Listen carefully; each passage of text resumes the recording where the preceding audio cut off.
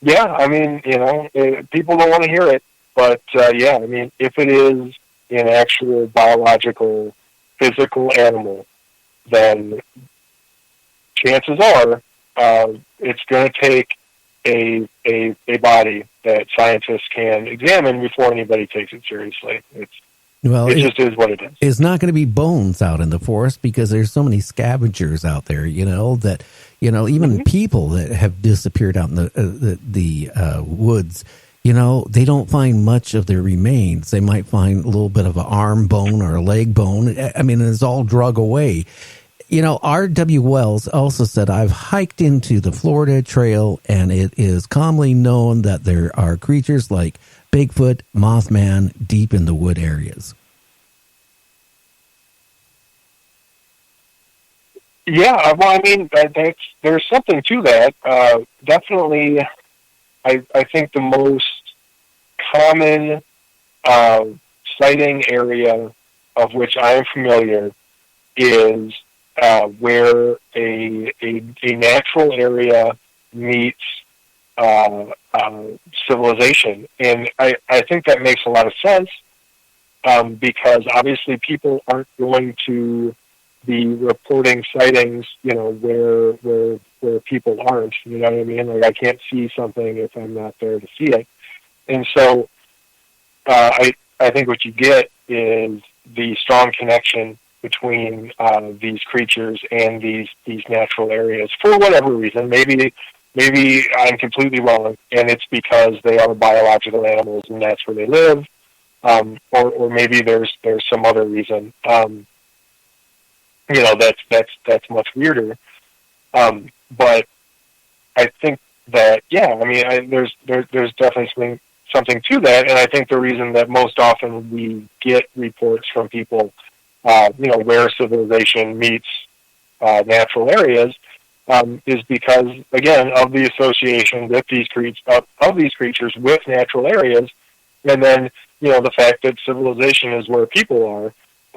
So that's where they're likely to see them. But then, I mean, there are certainly a number of interesting reports from people, a little more off the beaten track, as it were. And those are less numerous, but I think that's probably because there are just fewer people out there, and not necessarily, for any other reason beyond that.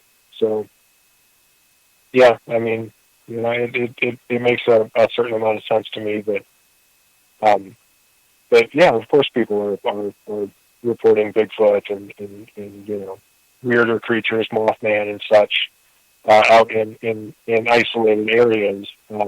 I just, like I said, I don't think we get as many of those reports because there are probably fewer people out in those areas to see anything.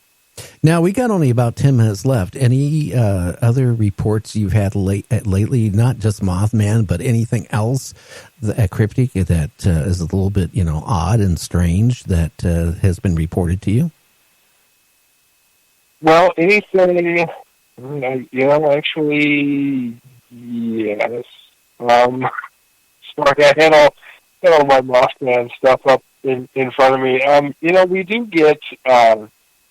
We get reports that I can't always follow up on, and one of those was actually pretty weird. And hopefully, I don't think I told you about this one yet, but stop me if I have. So this was one where somebody had emailed us, and I was never able to follow up with them. So basically, and this happens pretty often, and I don't publish these as, actual news stories or anything. I created a special column for them that's basically to let people know that I was never able to follow up on these, so, just take them for whatever that's worth.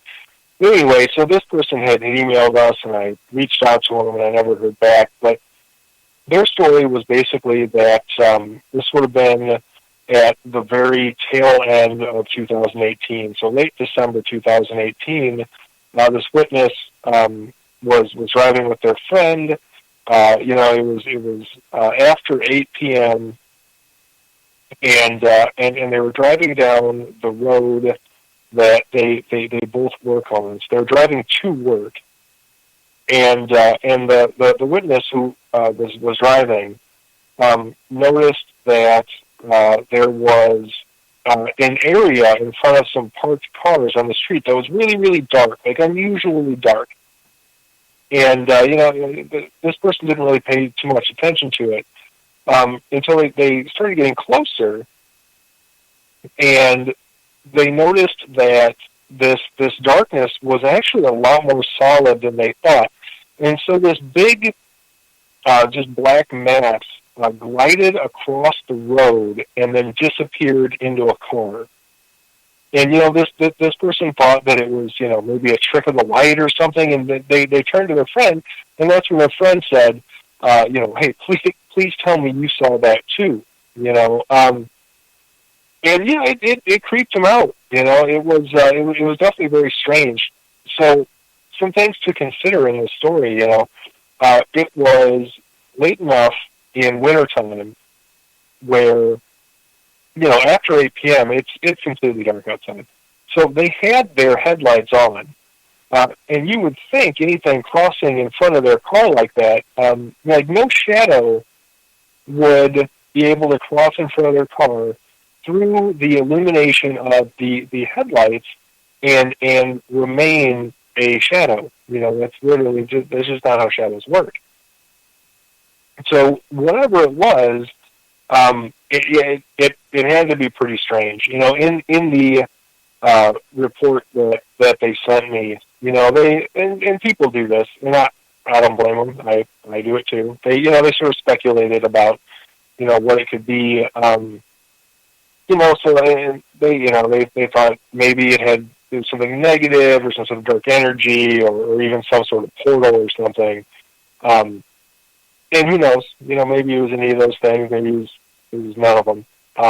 But I'll tell you, it's really, really strange to hear about this moving black, shadow mass that isn't illuminated even in direct light. That's pretty darn strange to me. So that was definitely one of the, if not the most unique report to cross my desk recently. I just it seems like how many reports a week do you guys get, out of curiosity? Depends on the week. It's not always a deluge. I'd say an average week would see several, probably. Anywhere between 3 and 5, where people will reach out to us.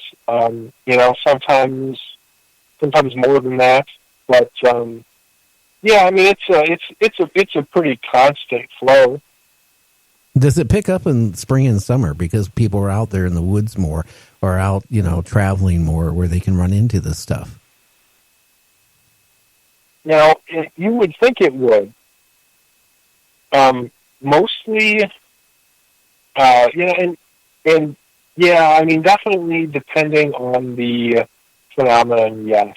So, If you're talking like creature sightings, I think those definitely are more prevalent in the times of years where, or the times of year where you would think they would be. So, like you mentioned, when it's warmer out, people are spending more time outside, and so we're talking about sort of this circumstance where people are actually there to see it, so it's being seen, whatever it is. But there are other times, so, for instance, like let's say there is a particular story or phenomenon that's particularly popular. We might see an influx of reports because of that, just because people are starting to report more historical sightings related to that phenomenon, and so that can happen anytime. Interesting. Well, we're kind of having to wrap it up here now. Again, why don't you tell people, one, if they want to contact you with a story of a sighting they have, how they can do it, how can they find your website, and how can they find you on Facebook, my friend? Sure. So there are two ways to contact us to report a sighting. So you can either email us directly, and that's going to be at info@singularfortean.com, or you can just go to singularfortean.com and find our contact page. You can find us on every social media platform under the Singular Fortean Society. And also, if you go to our website, make sure to check out our events page, and you can see all of the different conferences and appearances we have, coming up for this year. We love it when people come out. We love it when people talk to us in person, so please do. Now, don't you have appearance coming up here shortly, if I remember right, checking up on your web?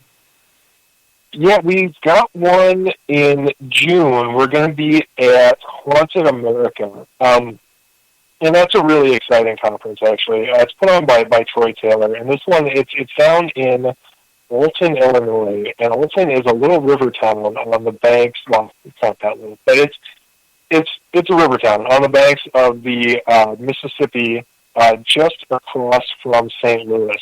And that's going to be from June 21st through June 22nd. And so we will be there. We're going to have our repository of unusual stories with us. And what that is a tent where we like to get people, and this is the first time we're rolling this out. So please show up and talk to us, because I want this to work out.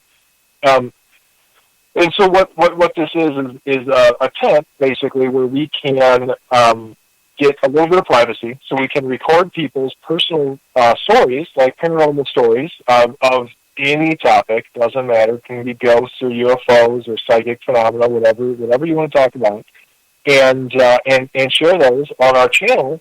Because I like to think that, kind of like what we were talking about before, if people are willing to come forward in sort of an open-minded way, and let us release their stories through our channels, I don't think that they will get the same sort of negative reaction that people have sort of traditionally gotten through mainstream media. But I do think it'll help, in its way to reduce the societal stigma attached to these stories. So come see us at Haunted America. Again, that's June 21st through the 22nd, and that is in Olton, Illinois. Well, that is good. Now, again, by any chance, do you have a phone number or anything where they can find out more information about that conference or anything? By any chance, do you have that access? As far as the conference is concerned, so the easiest way probably is just to go to our events page on the website, because otherwise you'll just want to go to ghostconference.net, and that's the website for the conference itself. But I would just encourage people to go to singularfortean.com, go to our events page. It's under the society header at the top of our homepage. So you would hover over society, go down, click on events, and then you'll see all of our upcoming conferences and appearances and such. And Haunted America is the first one listed on there, so it's a great place to find out about it. Okay, sir. Well, hey, I want to thank you for coming on Night Dreams Talk Radio After Dark. I did change the show name a little bit. I added After Dark because I just thought it sounded better. Now maybe we can get you back on here in about another 2 months, and we can have more great, stories and of cryptics and all this stuff. Yeah, that sounds great, Gary. Thanks again for having me back on. It's always a great time, and I happen to like the new show name, so I think it works. Great. And I'll tomorrow email you the contact for Joe Taylor for you can talk to him about that Mothman. And plus, if he has so much knowledge about everything. So, that might be, a benefit to you. Again, I want you to have a great weekend. Say hi to your wife. Tell her to go out and get some good pictures.